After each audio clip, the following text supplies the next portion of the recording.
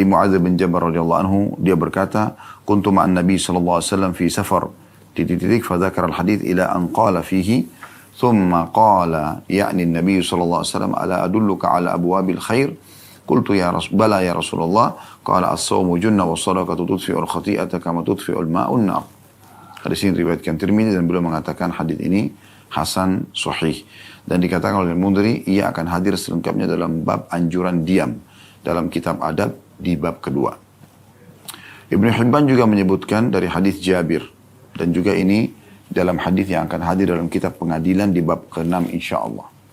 Terjemahannya, kata sahabat yang mulia Mu'adz bin Jabal radhiyallahu anhu, aku pernah bersama Nabi SAW dalam satu perjalanan, lalu dia menyebutkan hadis sampai dia berkata, kemudian Nabi SAW bersabda, ya, maukah kamu aku tunjukkan pintu-pintu kebaikan? Aku menjawab, kata Mu'adz radhiyallahu anhu, tentu wahai Rasulullah. Kata Nabi SAW, puasa adalah perisai, dan sedekah melenyapkan kesalahan seperti air memadamkan api. 3 buah riwayat yang sudah teman-teman dengarkan semuanya, ya. Dimulai dari riwayat yang ke-11, urutan semua 11, 12, dan 13 ini, ada pesan-pesan penting dan banyak sekali pesan dari Nabi SAW yang tergabungkan dalam hadis-hadis ini. Kita langsung saja masuk kepada mutiara pelajaran pertama dari hadis, karena tadi sudah kita dengarkan terjemahannya, semoga insya Allah ini sudah jelas ya. Cuma tinggal ada beberapa poin yang akan kita tekankan nanti.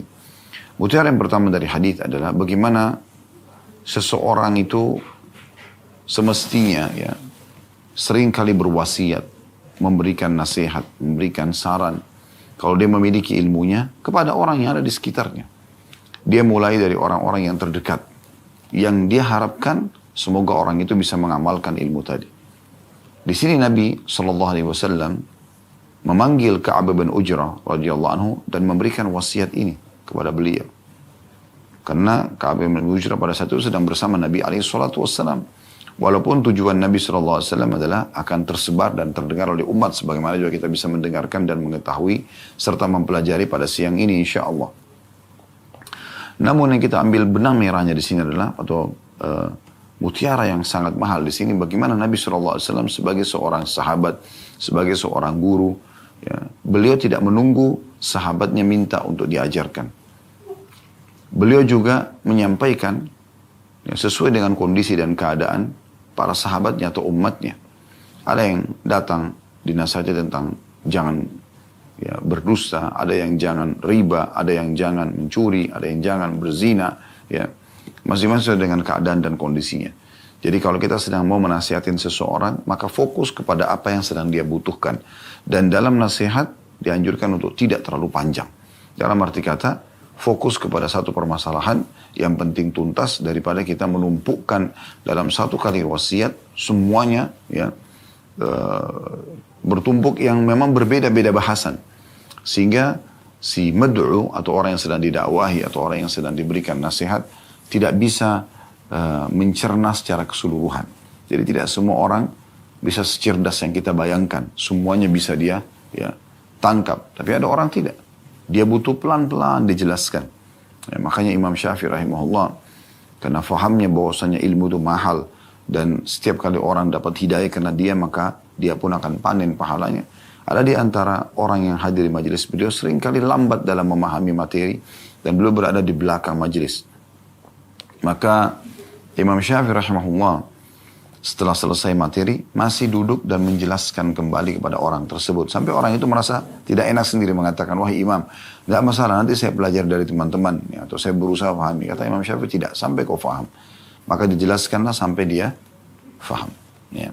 Baik teman-teman sekalian, ini pelajaran pertama dari hadis. Pelajaran yang kedua adalah wasiat Nabi SAW di hadis ke-11. Ya, kita mulai dari hadis ke-11 dulu. Pesan pertama Nabi SAW kepada Ka'ab, as-salatu kurban. Ketahuilah salat itu adalah pendekatan diri kepada Allah SWT. Apa maknanya? Salat adalah amal yang paling baik yang digunakan ya, atau dikerjakan oleh seorang hamba dalam hal mendekatkan diri kepada Tuhannya Allah. Dan kita sudah jelaskan di jilid 1 di kitab salat atau bab salat, bagaimana salat ini satu-satunya teman-teman sekalian satu-satunya ibadah yang Nabi SAW terima di langit. Yang lain semua di bumi. Tapi yang khusus satu ini, Nabi SAW melakukan perjalanan yang unik. Ya. Tidak akan bisa difahami dan direnungi dan diterima kecuali orang-orang beriman, yaitu perjalanan Isra dan Mi'raj. Bagaimana Nabi SAW melakukan perjalanan yang luar biasa dari Masjidil Haram ke Masjidil Aqsa, yang pada saat itu 2 bulan dengan menunggangi kuda terbaik, dan yang mengincir kuda itu, yang menunggangi kuda itu adalah laki-laki muda yang terbaik juga. Tapi beliau bisa lalui 1 malam ke Masjidil Aqsa dan kemudian Mi'raj ke langit lalu menerima perintah sholat ini. Dan juga banyak hadis-hadis yang sudah kita sebutkan tentang keutamaan sholat, diantaranya adalah hadis yang masyhur. Terus kami ingatkan ini agar setiap muslim hati-hati dan perhatian terhadap sholatnya. Awal amal yang dihisab hari kiamat adalah sholat. Kalau dia baik, beruntunglah dia. Selamatlah pemiliknya itu. Dan kalau dia buruk, maka rugi dan celakalah dia. Dalam riwayat lain, sholat itu akan membantu amal-amal lain.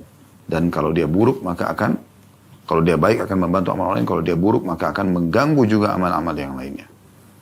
Jadi memang sholat ini adalah ibadah yang luar biasa. Harusnya setiap muslim tidak bisa main-main. Tidak menganggap ini sebuah mainan dan hanya sesuatu yang berlalu begitu saja.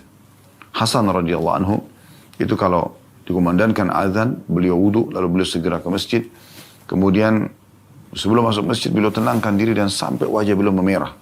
Sebagian orang di sekitarnya mengatakan, wahai ya, Hasan, ada apa? Ada seseorang yang mengancam Anda, ada ketakutan yang sedang mengancam Anda. Mereka mau bantu gitu. Kata dia, tidak. Apakah kalian tidak tahu saya akan masuk dan menghadap kepada siapa sebentar lagi? Sholat. Mereka agungkan sholat itu. Mereka agungkan sholat itu. Mereka sadari kalau mereka akan berbicara dengan sang raja yang sebenarnya. Mereka tahu mereka akan menghadap dan mendekatkan diri kepadanya. Zat yang satu-satunya pemberi rezeki, satu-satunya yang menghidupkan dan mematikan, satu-satunya yang mengatur pergantian siang malam, satu-satunya yang menurunkan hujan dari langit, satu-satunya yang menciptakan segala sesuatunya dan mengatur semua yang ada di alam semesta ini. Allah Subhanahu wa Ta'ala. Bagaimana seorang mukmin tidak tergetar hatinya pada saat sholat, sementara dia harus tahu kalau dia sedang berhadapan dengan zat yang sempurna dan maha mulia, dan tidak butuh pada siapapun, termasuk kita sendiri. Kita lah yang butuh dengan kata kepadanya. Dan sebagai nikmat yang harus kita syukuri, bagaimana Allah mudahkan kita dipilih dari antara hamba-hambanya yang tergerak hatinya untuk mengerjakan sholat dan mempelajarinya. Maka ini jangan disia-siakan. Jangan pernah berpikir teman-teman sekalian sholat itu seakan-akan kewajiban yang di-store begitu saja. Tidak. Kita harus jadikan sholat itu adalah pendekatan diri kepada Allah Subhanahu wa Ta'ala. Sesuatu yang kita sendiri butuh. Tidak boleh disia-siakan. Maka ini penting. Ya. Jadi ini pelajaran dari potongan yang kedua dari hadis, dan sekaligus mutiara yang kedua adalah as-salatu kurban. Makanya dalam beberapa ada riwayat yang tersebutkan Nabi alaihi salatu wassalam itu kalau ada sesuatu yang beliau inginkan atau ada hajat atau ada keperluan, maka beliau segera menuju ke salat. Ya. Jadi salat ini luar biasa gitu. Dan kalau orang kerjakan ikhlas karena Allah SWT, Allah sudah sebutkan dalam Al-Quran. Inna sholata tanha 'anil fahsya'i wal munkar. Salat pasti akan menahan seseorang dari perbuatan keji dan mungkar. Tidak ada kriminal yang akan dia lakukan. Kalau dia jaga salatnya, dia akan jadi orang baik. Tolak ukur orang ini baik atau tidak adalah bagaimana salat dia jaga. Kalau dia jaga salatnya, azan dia langsung tinggalkan semua aktivitas lalu dia salat. Dalam salatnya pun dia tahu 3 hal yang harus dia jaga. Tepat waktu, tepat gerakan, dan tepat bacaan. Bahasa sederhana adalah khusyuk. Ya, gabungannya.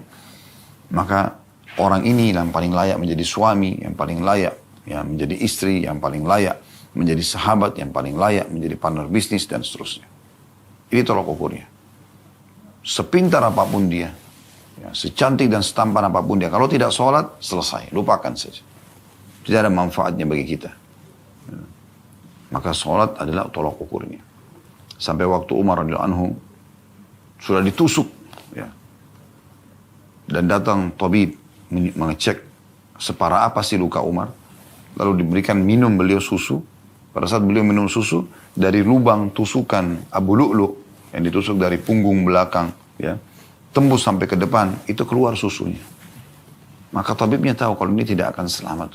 Di masa itu tidak ada peralatan canggih seperti kita sekarang. Ini tusukan yang luar biasa gitu, membinasakan memang. Dan Umar radhiyallahu anhu sempat pingsan. Lama dia pingsan. Dan tabib serta orang sekitar itu tahu kalau dia sedang ya, pingsan, bukan mati karena masih bernafas. Sampai tiba waktu sholat pada saat itu. Maka di sekitar Umar ada Ali dan Abbas radhiyallahu anhuma, sepupu dan juga paman Nabi sallallahu alaihi wasallam. Maka Abbas mengatakan telah tiba waktu sholat. Bagaimana sekarang dengan Amir Mukminin yang pemimpin orang-orang beriman nih? Maka kata Ali, kita kumandankan atau panggilkan sholat. Karena Umar tidak pernah mendengarkan sholat kecuali pasti dia akan semangat gitu. Maka Ali pun membisikkan radhiyallahu anhu di kuping Umar yang lagi pingsan ya. Ya Amir Mukminin, as-salah. Ya Amir Mukminin, as-salah. Wahai pemimpin orang beriman, sholat sudah tiba. Wahai pemimpin orang beriman, sholat telah tiba. Maka tiba-tiba Umar sadar, terbangun. Kemudian beliau mengatakan, tidak ada Islam bagi orang yang tidak sholat. Tidak ada Islam. Nggak bisa dinilai dia orang Muslim, walaupun dia ngomongnya panjang lebar sana sini. Dianggap orang berprestasi. Kalau nggak sholat, selesai urusannya. Sholat ini tolong ukurnya. Ya. Makanya Nabi SAW mengatakan, as-salatu qurban. Ini dinilai pendekatan diri seorang hamba pada Tuhannya adalah kalau dia sholat. Mutiara yang ketiga dari hadis adalah potongan yang ketiga juga dari hadis yang pertama, was-siyamu junnah. Dan puasa itu adalah perisai. Di riwayat yang ke-12 juga sama, was-sawmu junnah. Puasa itu adalah perisai. Ya. Kemudian juga di riwayat yang ke-13 sama ya, ada potongan juga as-sawmu junnah. Puasa itu adalah perisai. Dalam riwayat lain, ya, yang lebih merincikan ini adalah, kata Nabi SAW, was-sawmu junnatun ka junnati ahadikum minal qital. Puasa itu perisai dari api neraka, sebagaimana perisai seseorang yang terkalian pada saat sedang berperang. Kita tahu perisai, biasa orang pakai bulat ataupun kotak ya. Kemudian digunakan di tangan kiri atau di tangan kanan, untuk menepis serangan musuh. Ya. Karena zaman dulu orang perisai ini dipakai untuk menepis lemparan tombak, anak panah, sabetan pedang gitu kan. Walaupun di masa sekarang pun masih dibutuhkan, tapi dengan teknologi canggih sekarang mungkin perisainya sudah berbeda gitu kan. Mungkin perisai itu sudah lebih kepada baju anti peluru misalnya. Nah. Tapi yang jelas kita perlu fahami dari potongan ini adalah siapa yang suka berpuasa. Ya. Puasa wajib Ramadan, kemudian puasa sunnah, Senin dan Kamis, seperti sekarang juga Ayyamul Bid. Ya. Kemarin tanggal 13 Muharram, hari ini 14, besok tanggal 15. Dia rutin jaga puasanya itu. Maka ini akan menjadi perisai yang luar biasa dari api neraka. Dalam riwayat lain juga sahih, Nabi SAW mengatakan, man shoma yawman fi sabilillah ab'adahu Allahu bidzalikal yawm 'anil nari 70 kharifa. Siapa yang berpuasa satu hari di jalan Allah, wajib ataupun sunnah, maka Allah akan jauhkan dia dengan satu hari itu dari api neraka 70 tahun. Berapa ratus tahun dan ribu tahun kita bisa jauhkan diri kita dari api neraka jaraknya. Dengan 1 bulan saja misalnya. Menjaga puasa Senin Kamis. 1 pekan berarti ada 2 hari puasa. Kalau kita 4 pekan misalnya hitungnya. 1 bulan berarti kita punya 8 hari puasa. 8 dikali 70 gitu kan. Plus lagi Ayyamul Bid 3 hari. Berarti 11. 11 kali 70. Ya. Itu 700 tahun sekian. 770 tahun Anda selamat dari api neraka. Hanya dengan puasa sunnah. Kalau Anda punya uzur, sakit, tidak mampu, ya, atau misalnya lagi musafir, Mungkin. Tapi kalau tidak, lagi sehat, masih Allah berikan kesempatan. Kenapa nggak puasa sunnah? Kenapa nggak puasa? Kenapa nggak jaga? Kenapa tunda-tunda pembayaran puasa, utang Ramadannya sampai menjelang Ramadan nanti? Kenapa nggak puasa? Sementara puasa itu menjauhkan dari api neraka 70 tahun per satu kali puasa. Sementara puasa itu disebutkan dalam hadis ini ya, menjadi perisai dari api neraka. Sisi yang lain memang juga dia kesehatan. Puasa itu memberikan kesehatan kepada tubuh kita. Beristirahat sejenak. Beberapa ahli medis pun membahas masalah itu. Kalau puasa itu sangat sehat. Memberikan kesempatan tubuh kita puasa dari makanan dan minuman. Beberapa jam. Makin sering kita tahan lapar dan haus. Ya, atau makanan ini. Dan nanti pada saat sudah ya, badan sudah beradaptasi dan akhirnya mengelola ya, apa yang ada di gudang di tubuh kita ini. Dari makanan-makanan. Kemudian nanti kita baru mengisi kembali. Kalau kita bahasakan sebenarnya seperti kalau kendaraan di servis. Gitu ya. Lalu kenapa kita tidak berpuasa? Sementara dia perisai. Coba rutinkan nih teman-teman sekalian. Waktu ditanya kepada Nabi SAW tentang puasa Senin Kamis. Ya, maka beliau mengatakan pada hari itu amal-amal dilaporkan ke langit. Dan aku ingin pada saat amalku dilaporkan, aku sedang berpuasa. Dan beliau selalu rutin menjaga itu. Serta Abu Darda radhiyallahu anhu mengucapkan statement yang menarik. Ya. Mudah-mudahan saya tidak keliru dalam susunannya, tapi kata beliau, kalau bukan karena 3 hal, saya tidak akan pernah mau hidup di muka bumi ini sesaat pun. Menahan dahaga pada saat haus. Ya, pada saat puasa. Menahan dahaga pada saat puasa. Ada kenikmatan tersendiri. Gitu kan. Kita menahan diri dari apa yang Allah halalkan. Tapi karena Allah suruh menahan diri di puasa sampai maghrib, maka kita pun menahannya. Beliau mengatakan kalau bukan karena kenikmatan menahan dahaga di jalan Allah itu, aku tidak mau hidup sesaat pun. Yang kedua adalah menahan ngantuk dan sholat, karena sholat malam. Dan yang ketiga duduk dengan orang-orang saleh.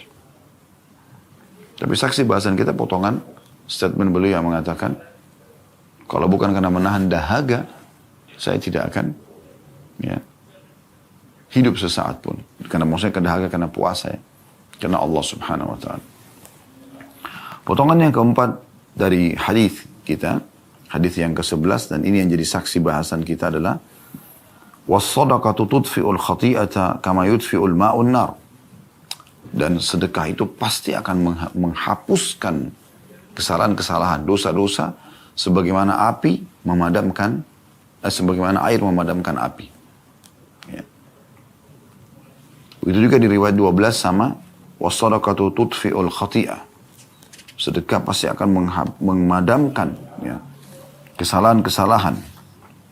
Dan di riwayat yang ke-13 juga was-shadaqatu tudfi'ul khati'ata kama tudfi'ul ma'un nar. Mirip dengan riwayat yang ke-12. Dan sedekah pastikan melenyapkan kesalahan seperti air memadamkan api. Subhanallah, contoh inilah sangat luar biasa ya. Yang paling cepat memadamkan api, air. Air. Langsung dia bisa padam dengan api itu. Dengan air itu. Api bisa padam.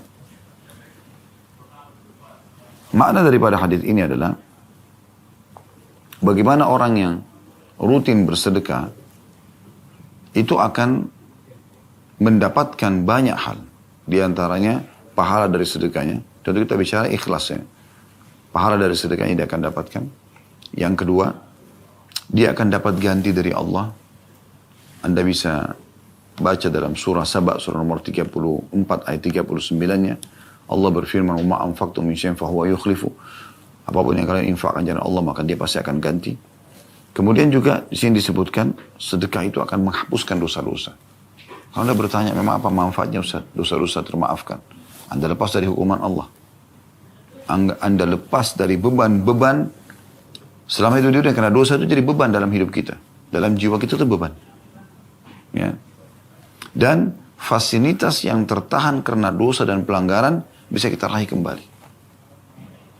Nah, mungkin ada mengatakan, Ustaz, kan ada istighfar, ada taubat. Ya, Allah dengan kemahamurannya memberikan banyak cara untuk menghapuskan dosa kita. Bisa dengan istighfar dan taubat. Bisa dengan umumnya seluruh amal-amal soleh. Dan bisa dikhususkan dengan sedekah. Jadi kalau Anda punya peluang bersedekah, sedekah. Dan sudah ini memang ini jadi saksi bahasan dalam kitab sedekah ini. Dan dalam bab kita ini adalah saksi bahasan dari hadis. Yaitu sedekah akan menghilangkan, melenyapkan seluruh kesalahan-kesalahan sebagaimana air memadamkan api. Berarti sangat luar biasa pengaruhnya sedekah ini. Tidak penting secara kuantitas, tapi yang penting secara kualitas. Kalau Anda bisa gabungkan keduanya, tentu lebih baik. Artinya secara kuantitas besar dan secara kualitas ikhlas gitu kan. Makanya sempurna gitu kan. Ini yang kata Nabi SAW, ni'ma malu salih fi yadi abdi salih. Sebaik-baik harta yang bagus, yang halal dan banyak itu di tangannya orang saleh gitu kan. Nah ini terbaik. Tapi kalau tidak, Anda tidak mampu secara kuantitas. Anda cuma bisa tadi, sudah kita jelaskan dalam hadis sebelumnya. Hanya bisa bersedekah dengan sebutir kurma. Separuh dari kurma misalnya. Maka nggak ada masalah. Yang penting kualitasnya. Yaitu keikhlasannya. Kalau ikhlas akan diterima oleh Allah subhanahu wa ta'ala. Kemudian Nabi alaihi salatu wassalam berkata kepada Ka'ab bin Ujrah, dan ini pesan yang kelima ya dari hadis. An-nasu ghadiyani faba'iu nafsahu famubikun rakabatahu wa mubta'un nafsahu famu'tikun rakabatahu. Yaitu manusia ada dua macam kalau tiba di pagi hari. Kalau hidup lagi kayak kita tadi tiba di pagi hari, alhamdulillah Allah masih kasih kita umur. Semoga insya Allah di atas ketaatan yang benar. Ya. Allahumma amin. Dikatakan sih Nabi SAW kalau tiba pagi hari maka manusia ada dua macam. Cuma dua saja. Ada yang menjual dirinya maka menjurumuskan lehernya. Apa maknanya di sini? Menjual dirinya dijelaskan di hadis ke-12. Ya. Ada yang berusaha menjual dirinya kepada syaitan maka menjurumuskannya. Maksudnya apa? Dia transaksi sama syaitan. Syaitan tawarkan apapun semuanya iya. Tawarkan zina iya, ghibah, gosip iya, fitnah iya, memukul iya, menipu orang iya. Semuanya iya. Kemudian kewajiban-kewajiban sholat ditinggalkan iya. Semuanya iya. Ini orang menjerumuskan dirinya pada api neraka. Kecelakaan. Dan ada orang, semoga Allah selamatkan dari ini tentunya. Dan ada orang, kata Nabi SAW, dia membeli dirinya, maka dia menyelamatkan lehernya. Apa makna membeli dirinya? Di hadis ke-11, di hadis ke-12 dijelaskan. Dan ada orang berusaha menebus dirinya, ya, maka dia menyelamatkannya. Maksudnya menebus ini, dia bersedekah. Dia berbuat amal saleh. Dia menebus dirinya kepada Allah subhanahu wa ta'ala. Karena banyak dosa-dosa. Satu dosa sudah cukup membuat kita dihukum oleh Allah SWT. Tapi ada orang coba menebus kesalahannya itu dengan sedekah. Dia bersedekah, akhirnya dia bisa selamat. Dan ini sejalan dengan hadis nasihat Nabi Yahya alaihissalam yang disampaikan oleh Nabi SAW. Pada saat dia nasihati ya, Bani Israel untuk bersedekah. Karena perumpamaannya adalah seperti orang yang sedang ditawan oleh musuh. Ya. Dan diikat tangannya ke lehernya, dibelenggu. Tidak bisa bergerak. Kemudian dibawa ke satu tempat untuk dipenggal lehernya. Maka dia pun mengatakan, saya menembus diriku ini dengan seluruh apa yang aku miliki. Maka dia terus menembus dirinya sampai dia dibebaskan dari penggalan tersebut. Artinya, kita kan tidak pernah tahu dosa-dosa kita ini. Ya. Mungkin sudah sekian tahun kita lakukan, tapi masih belum terhapus. Sehingga ini bisa setiap saat menjadi ini bisa menjadi masalah buat kita. Kalau apa yang terjadi, ya, kita harus terus ya, mencari jalan selain istighfar dan taubat, juga bersedekah dengan berharap ini nanti akan hilang. Maka tidak ada lagi hal-hal yang bisa menjerumuskan kita pada hukuman Allah subhanahu wa ta'ala. Karena sedekah ini. Jadi sedekah itu subhanallah dicintai oleh Allah, dicintai oleh makhluk. Ya, maksudnya orang yang dermawan itu Allah suka sama dia.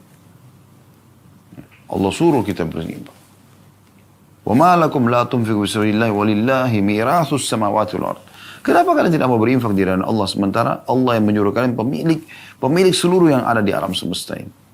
Artinya dia akan ganti, kenapa takut? Gitu kan.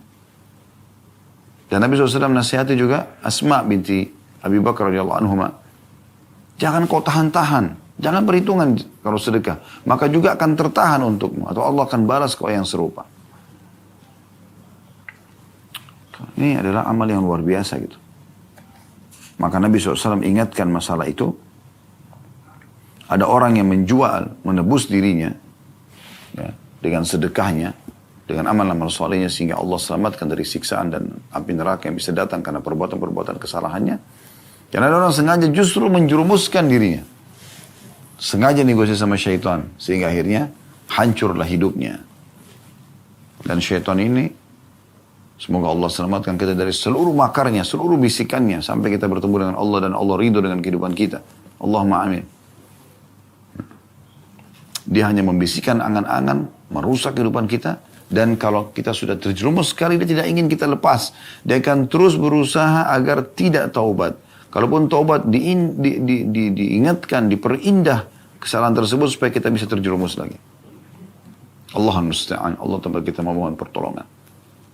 Oleh karena itu berlindung pada Allah dari syaitan yang memang selalu mau menjerumuskan manusia, membuat ragu. Termasuk dalam masalah sedekah yang sedang kita bahas itu dalam surah Al-Baqarah. Allah mengingatkan masa itu. Asyaitonu ya'idukumul faqara ya'murukum bil fahsya. Sungguhnya syaitan itu selalu menakut-nakuti kalian dengan kemiskinan. Dan selalu menyuruh kalian berbuat fahsya, kejahatan. Ulama tafsir menyebutkan kejahatan saya adalah kikir. Tidak mau bersedekah. Oleh karena itu bersedekah teman-teman sekalian. Karena ini penyelamatan buat kita. Dicintai Allah, pahalanya besar, Allah akan ganti. Dicintai oleh makhluk. Dan juga penyelamatan kita di akhirat.